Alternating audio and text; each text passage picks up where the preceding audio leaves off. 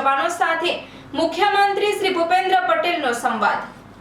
મુખ્યમંત્રી શ્રી ભૂપેન્દ્ર પટેલ શાળા પ્રવેશ ઉત્સવ 2025ના ત્રીજા દિવસે આવતીકાલે કચ્છ જિલ્લાના છેવાડાના ગામ કુરણની શાળામાં બાળકોનું શાળા નામાંકન કરાવવા માટે શુક્રવારે મોડી સાંજે કચ્છ પહોંચ્યા હતા।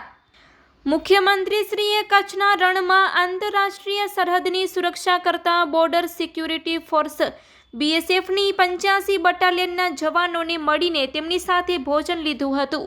1971ના યુદ્ધમાં આ બટાલિયનના જવાનોએ દુશ્મન ક્ષેત્રમાં અંદર સુધી પ્રવેશ કરીને પાકિસ્તાનની સૈન્યની કોલમ નષ્ટ કરી હતી અને 21મા બલુચ રેજિમેન્ટના રેજિમેન્ટલ હેડક્વાર્ટર પર હુમલો કરીને તેને નષ્ટ કર્યું હતું।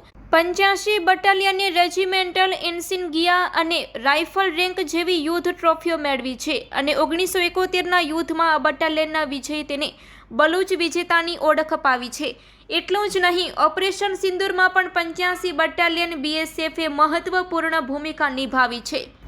મુખ્યમંત્રીશ્રીએ દેશની સીમાની સુરક્ષા કરતા BSFના આ જવાનો સાથે સંવાદ ગોષ્ઠી પણ કરી હતી અને રણની વિષમ પરિસ્થિતિમાં પણ તેમની સરાહના સંત્રી તરીકે ખડે પગે રહેવાની ફરજ નિષ્ઠાની પ્રશંસા કરી હતી।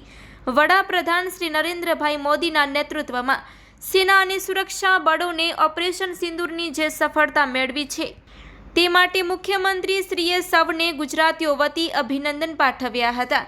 મુખ્યમંત્રીશ્રીએ જવાનોને સંબોધન કરતા જણાવ્યું હતું કે ઓપરેશન સિંદૂરની સફળતામાં જવાનોએ દેશ પ્રત્યેના ઉત્તમ સમર્પણનું ઉદાહરણ પૂરું પાડ્યું છે। તેમણે જવાનોના આ અદમ્ય સાહસને બિરદાવ્યું હતું।